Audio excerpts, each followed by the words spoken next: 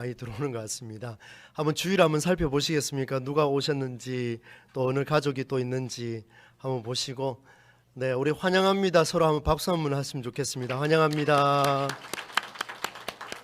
네, 우리 찬양대에 계신 분은 이주연 집사님이시죠? 네, 이미 정보를 듣고 제가 말씀을 드립니다. 주위 분들과 우리 새해 인사 한번 했으면 좋겠습니다. 우리 한국 교회가 또 한국 사회가 참 복을 이렇게 많이 빌어주는 것 같습니다. 귀한 일인 것 같아요. 세상의 복이 아니라 오늘 주 안에서 형통한 복이 넘치기를 바라는데, 우리 옆에 계신 분, 앞뒤에 계신 분들과 인사하겠습니다. 새해에는 주님이 주시는 복으로 살아갑시다. 새해에는 주님이 주시는 복으로 살아갑시다. 네, 올 한 해 동안 건강하시고 또 새해 하나님이 주시는 은혜와 사랑이 넘쳐나기를 주의 이름으로 축원합니다. 지난 주일날 오후 예배 때 제가 조금 기도를 했더니만 목이 가더니만 한 주 동안 여러분에게 온전한 목소리를 들려드리기 위해서 굉장히 애를 썼는데 쉽지가 않았습니다. 약도 먹고 할 수 있는 건 다 해봤습니다만은 아직도 약간 목소리가 조금 가라앉아 있습니다. 조금 양해를 구하면서 말씀에 들어가도록 하겠습니다. 우리는 계속해서 예수님께서 선포하신 산상수훈 8가지의 복을 살펴보고 있습니다. 지난주까지 4가지의 복을 살펴봤는데, 첫 번째 복은 심령이 가난한 자가 받는 복이었죠. 마음이 가난한 자가 복이 있나니 천국이 그들의 것이며, 마음이 가난한 자는 하나님이 이 모든 것이 내 것이 아닙니다라고 고백할 수 있는 그 넉넉함, 그것이 바로 마음이 가난한 자였고, 주고받는 것에 익숙한 사람이 아니라 주는 것에 익숙한 사람이 되는 것이 마음이 가난한 자다라는 것을 살펴보면서 하나님께서 말씀해 주셨죠. 너희에게 나도 줄 것이다. 무엇을 주냐? 누르고 흔들어 넘치도록 부어 주실 것이다. 약속을 주셨습니다. 두 번째 복은 애통하는 자가 받는 복이었죠. 위로를 받을 것이다 라는 말씀을 주셨는데, 제가 여러 가지 예를 들면서 설명을 했었죠.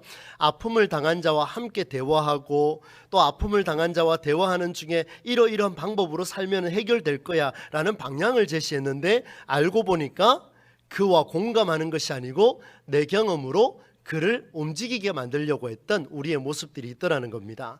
여러분, 애통하는 자는요, 위로하는 자는 어떻게 위로를 받느냐면 그 사람과 함께 공감할 때, 아무 말 없이 들어주고 그의 마음을 이해해 줄 때, 그때 우리도 위로를 받게 된다는 것을 주셨습니다. 세 번째 복은 좀 독특했습니다. 온유한 자가 받는 복이었죠. 우리는 온유하다 그러면 겸손한 사람, 또 절제할 줄 아는 사람, 이런 사람을 우리가 흔히 이야기를 하지만, 성경은 모세를 가리켜서 온유하다, 민수기 12장 3절 말씀에 말씀하셨습니다. 이 사람 모세는 온유함이 지면의 모든 사람보다 더하더라. 개역 한글판으로는 승하더라, 이렇게 표현을 했습니다. 여러분, 내가 믿고 있는 하나님을 욕되게 하는 사람이라도, 나를 욕하고 심지어 내 부모를 욕하는 사람이라 할지라도 그 사람을 위해서 기도해 줄 수 있는 사람이 있다면 그가 바로 온유한 자다. 그런데 그런 자에게 하나님 복을 주시는데, 어떤 복을 주시느냐? 땅을 기업으로 준다 그랬습니다. 그러니까 여러분, 제가 제 설교를 들으려고 제 가족들도 이렇게 듣게 되는데, 여러분, 이 땅을 기업으로 받는다 그러니까 뭔가 새로운 땅을 이렇게 막 영토 확장하는 듯한 그런 느낌이 들 수도 있을 것 같습니다. 저도 처음에는 그렇게 받아들였는데, 그보다는 더 중요한 게 있습니다. 땅 위에 식물이 살고, 땅 위에 동물이 있고, 땅 위에 나무가 있고, 땅 위에 우리 사람이 살고 있다라는 겁니다. 그럼 여러분, 기도하는 자가 받는 복은 뭐냐 하면, 여러분이 처한 모든 환경 곳곳에서 꼭 필요한 존재가 되게 해주시겠다라는 하나님의 약속의 말씀이었죠. 그리고 지난주에 살펴봤던 것처럼 의에 줄이고 목마른 자가 배부를 것이다. 여기에 나오는 의라고 하는 것은 옳은 일을 이야기하고 있습니다. 여러분, 여기 있는 바리새인들과 종교 지도자들도 옳은 일이 뭔지를 알았습니다. 예수님도 옳은 일이 무엇인지를 알았습니다. 그런데 두 부류가 대화하는 데 보니까 상충됩니다. 연결되지가 않습니다. 이유를 보니 바리새인들과 종교 지도자들은 옳은 일을 위해서 율법을 지켰지만, 예수님은 옳은 일을 위해서 율법을 만든 하나님의 마음을 지키려고 애를 썼다는 겁니다. 그래서 안식일에 손 마른 자를 치유한 그 사건을 보면서 무엇이 옳은 일인가? 옳은 일은 생명을 살리기 위해서, 옆에 있는 내 가족을 살리기 위해서, 내 배우자를 이해하기 위해서 몸부림치는 자, 그가 바로 의에 줄이고 목마른 자다라는 것을 보여줬습니다. 여러분, 옳은 일에 목마르고 줄인 자가 되셔서 하나님이 주시는 배부름의 은혜를 누릴 수 있기를 주의 이름으로 축원합니다. 오늘은 5번째 이야기입니다. 5번째 이야기는 여러분 7절 말씀에 보시는 대로 이렇게 기록하고 있습니다. 긍휼히 여기는 자는 복이 있나니 그들이 긍휼히 여김을 받을 것이며. 여러분, 긍휼히 여긴다라는 말씀의 뜻은요, 다른 사람을 불쌍히 여기는 거예요. 가엾이 여기는 겁니다. 불쌍히 여겨서 그와 함께하는 것을 무엇이라냐? 긍휼히 여긴다라고 말씀하고 있습니다. 그러면 여러분, 오늘 말씀으로 이야기하자면, 오늘 여기 계신 우리 모두는 다른 사람을 긍휼히 여기는 마음이 생기기 시작하면, 다른 사람을 위해서 가엾이 여기는 마음을 가지고 그와 함께 하려고 애를 쓰면 하나님이 우리를 긍휼히 여겨주시겠다, 이런 말씀을 주십니다. 이게 바로 복이다라는 말씀으로 오늘 결론을 내려주는데, 여러분, 이 말씀에 긍휼이라는 단어를 세 번역으로 조금 쉽게 번역해 놓은 데를 보니까 이 단어로 해석하고 있습니다. 자비, 이렇게 해석하고 있습니다. 긍휼이라는 단어를 자비로 해석하는데, 자비한 사람은 복이 있다. 하나님이 그들을 자비롭게 대하실 것이다. 그렇게 하나님께서 말씀을 해주셨습니다. 여러분, 자비를 베푸는 일은 정말로 귀한 일이죠. 오늘 우리 주변에 약하고 가난한 자와 헐벗은 자와 눈물이 많은 자와 외로운 자와 우울한 자들 정말 많지 않습니까? 이들과 함께하는 일은 우리 기독교뿐만 아니라 이 세상에 있는 모든 종교들이 함께해야 할 정말 중요한 덕목 중에 덕목입니다. 가르침이에요. 전쟁 중인 이스라엘과 팔레스틴 가자 지구의 아픔을 이해하기 위해서 우리는 2023년 얼마 전이죠, 12월 25일 날 성탄절 헌금을 우리는 반액 50%를 그곳에 보냈습니다. 정말 귀한 일을 우리는 했습니다. 여러분, 매스컴을 통해서 해외에서도 국내에서도 도와달라는 요청이요, 여러 곳곳에서 일어나고 있어요. 이런 것들을 도와주는 것이 기독교의 정신과 맞다라는 이야기인데, 여러분, 이처럼 누군가를 긍휼히 여긴다라는 말씀은 그들에게 부족한 부분, 조금 단어로 해석하자면 결핍을 메워주는 일을 감당하는 것이 긍휼히 여긴다라는 의미를 갖고 있습니다. 결핍 많이 들어보셨죠? 결핍은 긍휼을 기대하게 합니다.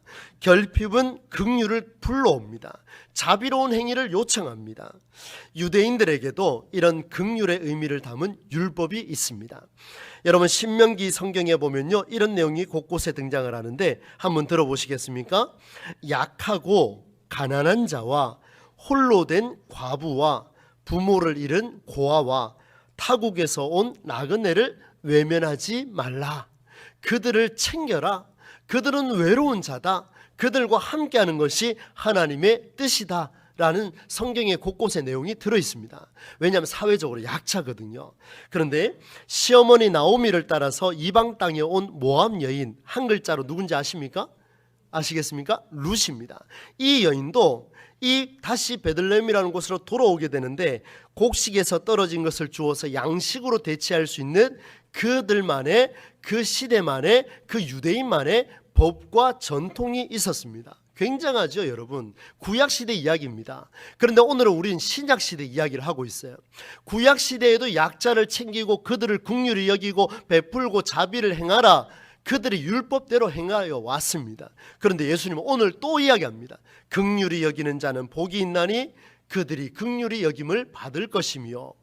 여러분, 이상하지 않습니까? 열심히 율법대로 지켜왔습니다.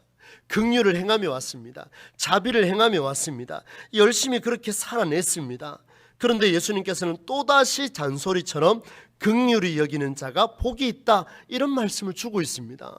왜 예수님께서 그들이 열심히 살아가고 있는데 똑같은 잔소리를 반복하고 있을까? 지난 한 주 동안 저의 머릿속을 떠나지 않는 질문이 바로 이 물음표였습니다.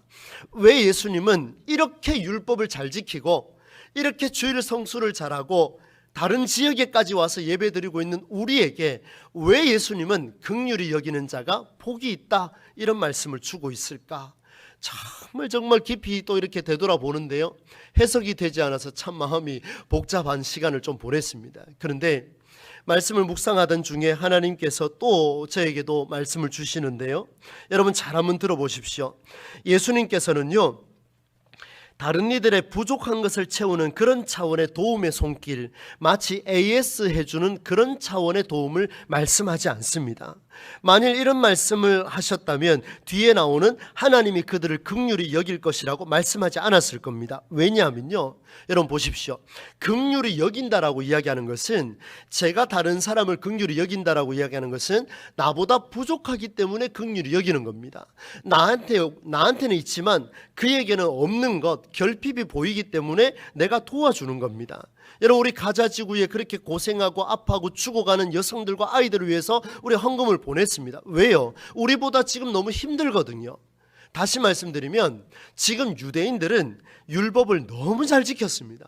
자비를 베풀며 살아왔습니다. 그렇게 노력을 했습니다. 물론 차이는 있겠지요. 그러나 율법에 명시됐다라는 이유는 바리새인들과 서기관들과 종교 지도자들과 유대인들은 기본적으로 자비를 베푸는 일에 익숙한 사람이라는 것을 보여주고 있습니다.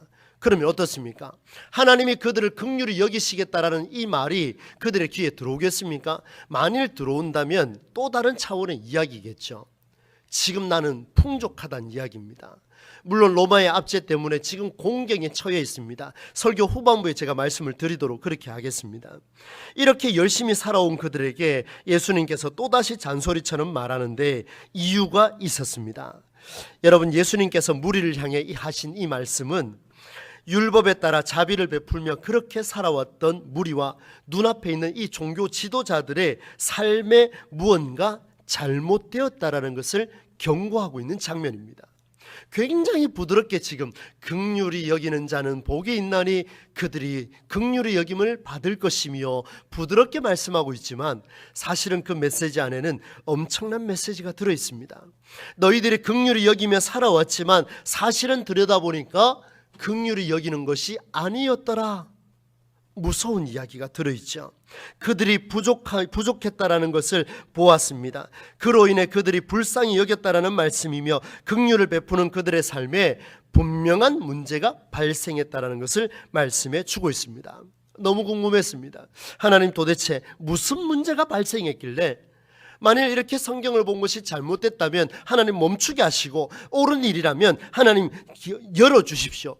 문제를 열어주십시오. 해결할 수 있는 길을 열어주십시오. 기도하는 가운데 여러분 원어를 다시 한번 보게 됐습니다. 성경의 원어를 보니까 긍휼이라는 단어는 우리에게 불쌍하다, 가엾다라는 의미로 차원에서 해석이 되고 있는데요, 이 단어는 라함이라고 하는 히브리어에서 출발이 되었습니다.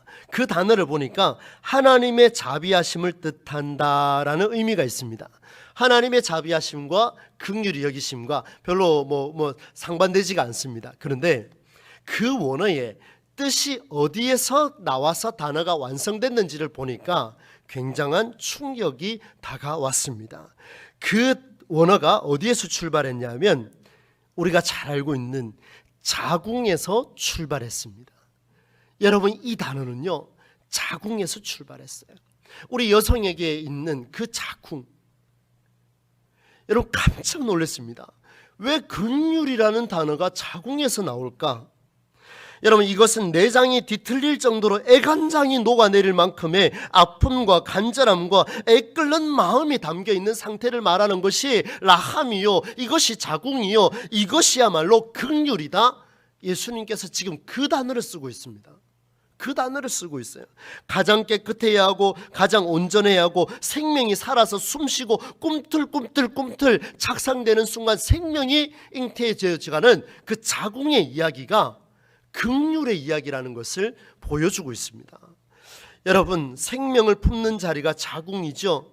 모든 신경이 집중되는 자리가 자궁이죠. 모든 내용을 쏟아붓지 않으면 생명을 품을 수가 없습니다. 여러분, 여기 계신 자녀를 출산하신 우리 어머니들을 한번 보십시오. 얼마나 애끓는 심정으로 그 간절한 마음으로 그 아이에게 모든 걸 쏟아붓지 않으셨습니까?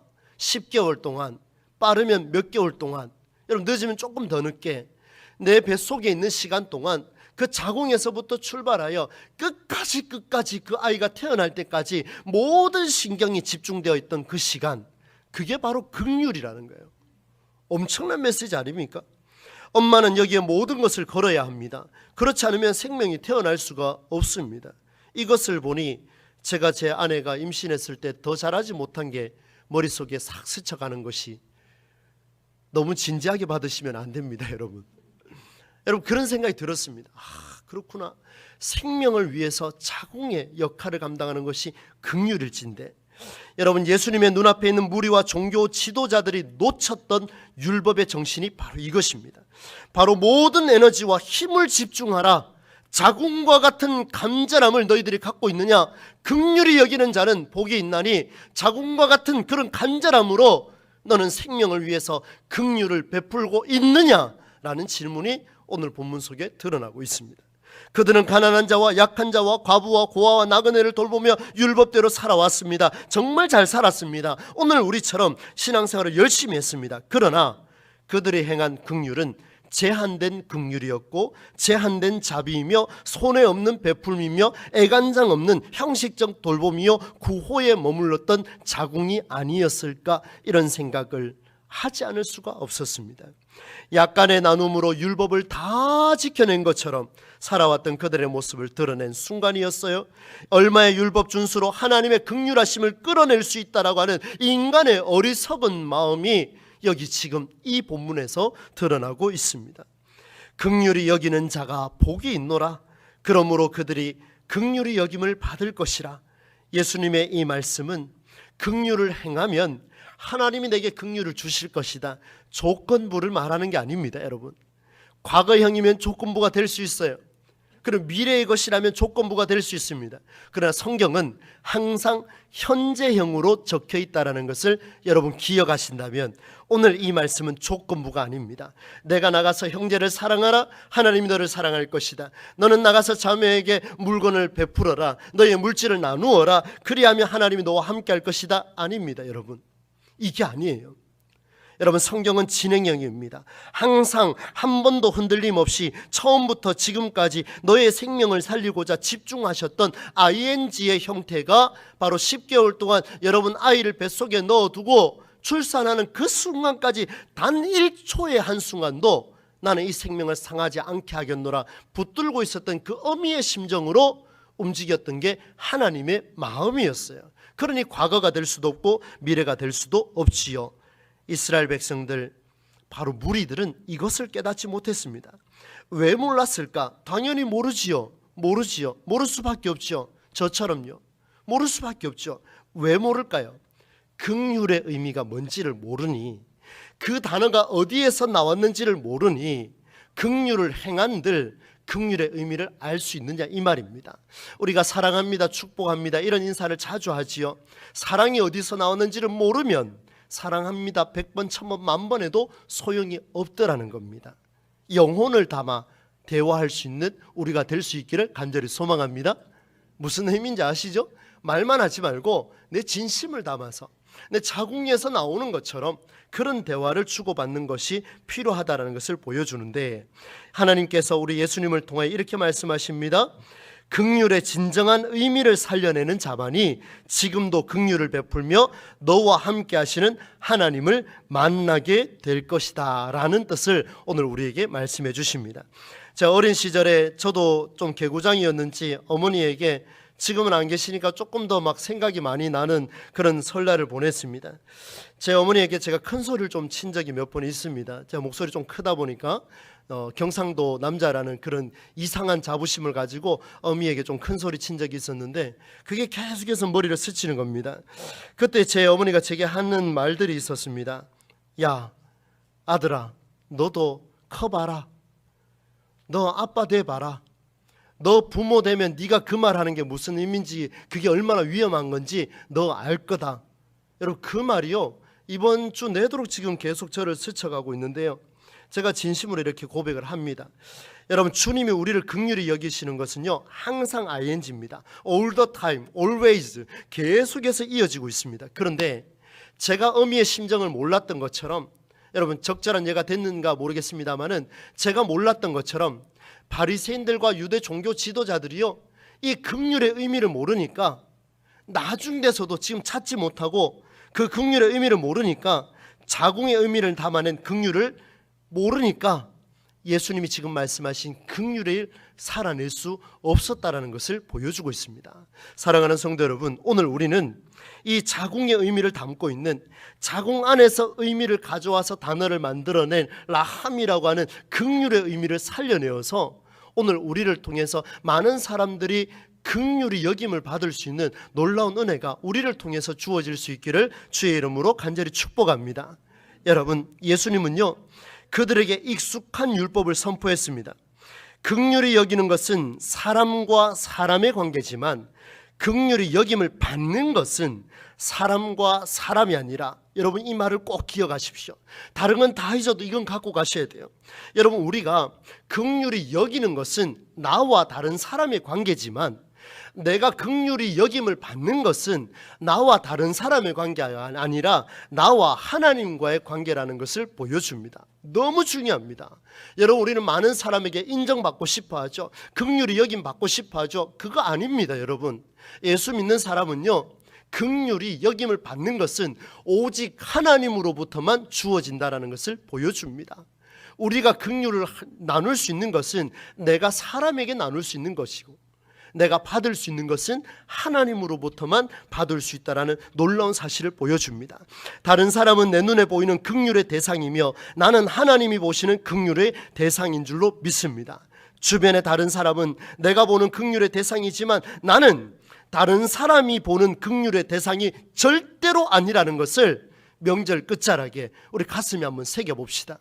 아내는 남편을 위해 사는 자가 아닙니다. 남편은 아내를 위해 사는 자가 아닙니다. 자녀는 부모를 위해 사는 자가 아닙니다. 여러분 한번 보십시오.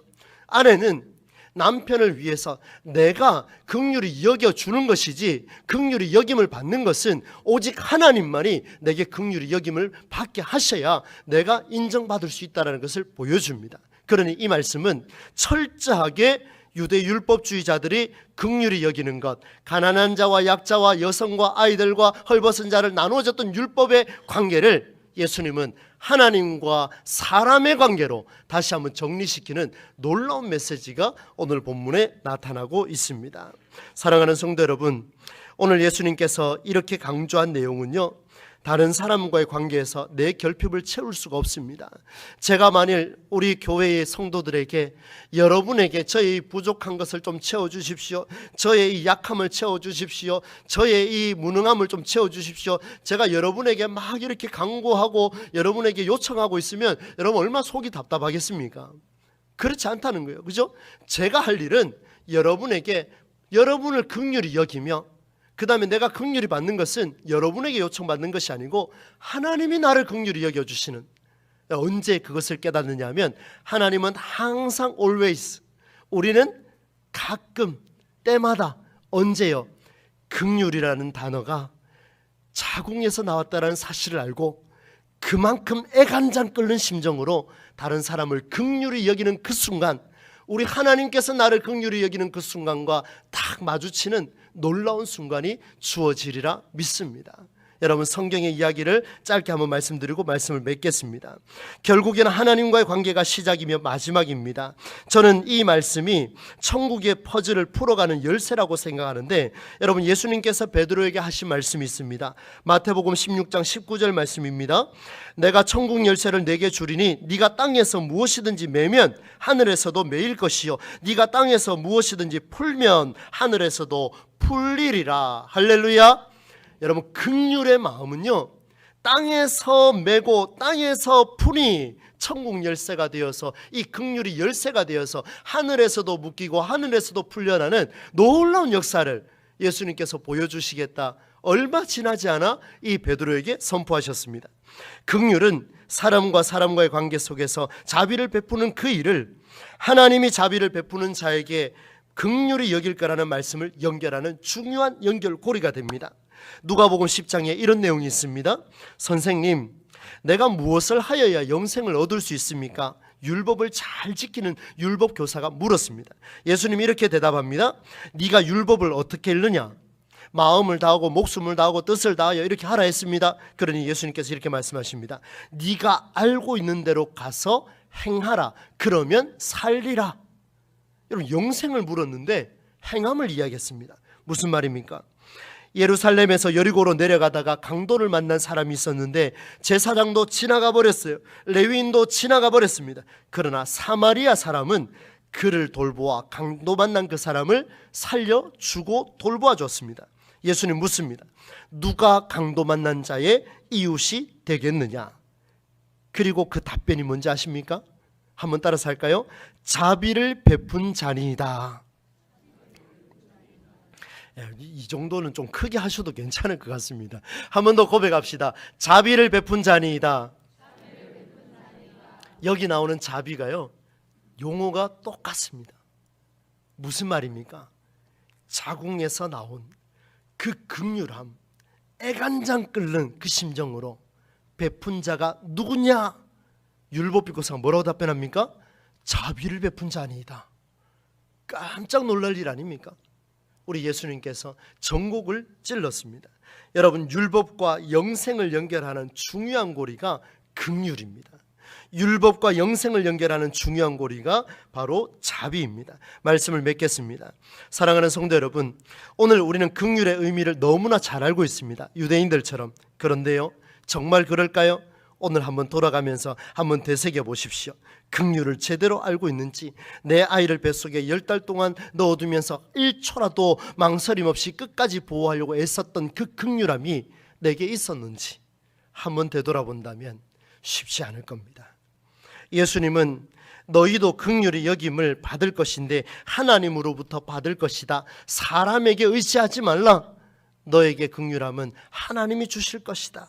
긍휼히 여길 때, 간절함이 있을 때, 내장이 뒤틀릴 정도로 불쌍히 여길 수 있는 그 마음이 우러나올 때 하나님은 그렇게 너희를 긍휼히 여기시겠다 말씀해 주셨습니다. 여러분, 율법과 영생을 연결한 고리, 긍휼과 자비, 라함에서 나왔던, 자궁에서 나온 그 단어, 긍휼이라는 이 단어, 오늘 우리가 간직하시면서 명절 끝자락에 내 부모와 내 자녀와 내 형제와 내 친인척과 이 한 주간을 살아가는 모든 삶의 여정 가운데에 내 주변에 있는 사람 한 번쯤이라도 나를 긍휼히 여기시는 그 하나님을 만나기 위해서라도 한 번쯤 내 애간장이 끓는 심정으로 긍휼한 마음으로 다가서신다면 그를 통하여 살아계신 하나님을 만나게 될 줄로 믿습니다. 이번 한 주 동안 저와 여러분의 삶 속에 이러한 복이 넘쳐나기를 예수님의 이름으로 간절히 축원합니다. 하나님 아버지, 은혜와 사랑을 감사를 드립니다. 오늘 긍휼히 여기는 자는 복이 있나니 그들이 긍휼히 여김을 받을 것임이라. 우리는 율법을 잘 지켜왔고 많은 것들 투자하며 많은 사람을 고쳐왔습니다. 오늘 주신 말씀에 빗대어 보니 그 긍휼함이 제한된 긍휼은 아니었는지, 약간의 헌신은 아니었는지 되돌아보며 오늘 내 부모와 내 배우자와 내 자녀와 이번 한 주간 만나는 모든 사람에게 애간장 끓는 심정으로 긍휼을 한번 전할 수 있는 우리 모든 심령들이 될 수 있도록 인도하여 주옵소서. 그리하여 하나님이 주시는 긍휼의 여김을 받을 수 있는 우리 모두가 되게 하여 주옵소서. 예수님의 이름으로 축복하며 기도드리옵나이다.